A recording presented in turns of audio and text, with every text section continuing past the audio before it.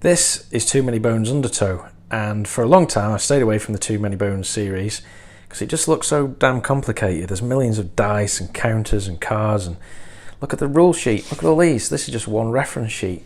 Look at all those dice. There's just so much to absorb, and it just looks like such a heavy game, but the reality is it's not, and I'm going to show you hopefully in this video why it's not as complicated as you think.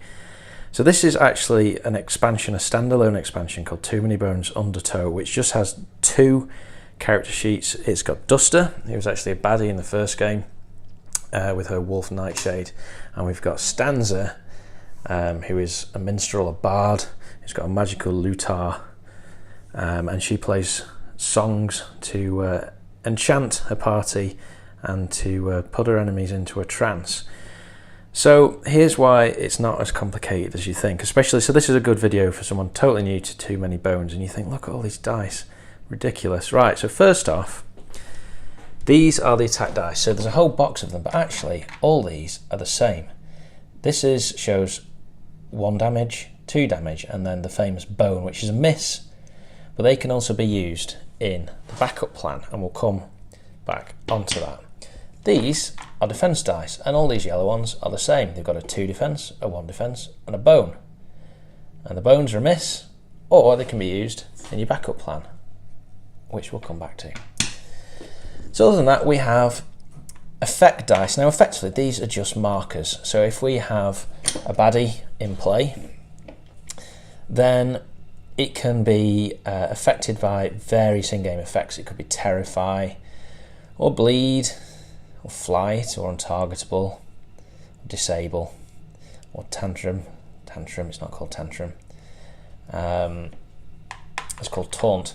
And all of those actually have a separate page or a separate definition in the rules, which you can just look up as they come about. So it's actually not too bad. You don't really need to worry about all these.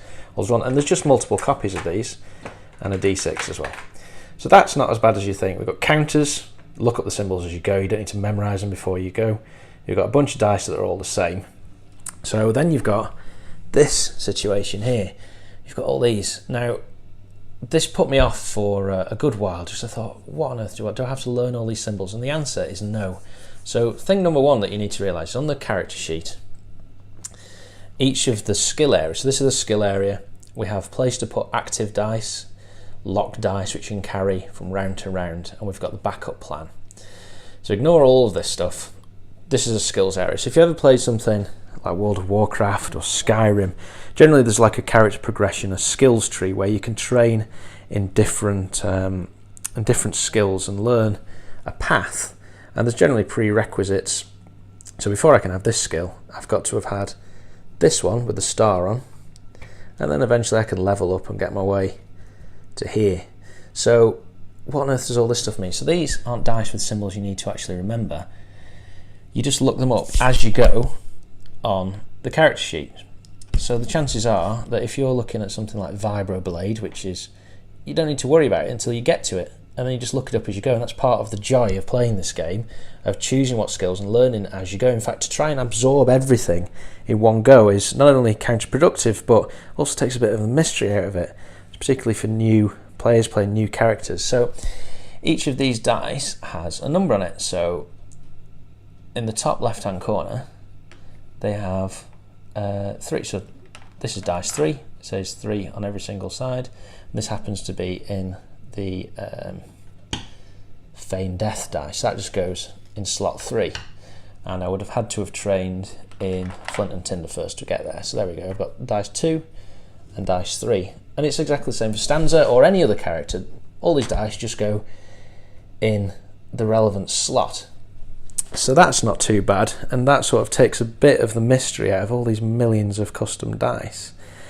So again, we'll come back to the character sheets, but let's just have a look at the baddies first. You've got all these baddie chips, and the baddies are set out into 1 point, 5 point, 3 point in this game. There's 20 point baddies, and let's have a look at some of these 1 pointers. So they've got a picture, they've got a keyword, and they've got a bunch of numbers around the edge. So you'll recognize these symbols straight away. these are the attack and defense number, and that's just how many of those dice that you roll. So that's pretty simple. We've got some lovely artwork. Right, that's how many health chips, so that's 3. So you would just literally, for this one, pick up 3 chips, and when he comes on the mat, he goes on there with 3 health chips. 2 is his initiative value, so he happens, let's say he comes in first, so he's going to use the first marker. He's got an initiative of 2, so that initiative of 2 will go in the battle queue. Let's look at this guy. Let's suppose this guy comes in next. He's got 3 health.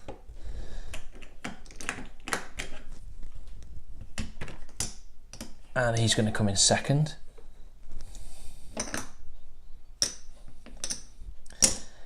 And we'd use his second initiative marker. He's got initiative 2. So he'd go in the battle queue like so. Now all of these enemies have got various sort of special abilities: hardy, compound, untargetable. Again, don't worry about having to memorize all these. You just look them up as you go. And you've got this thing called the Gearlock Adventuring Reference Guide. So there's a number of them. You get to know them pretty quickly.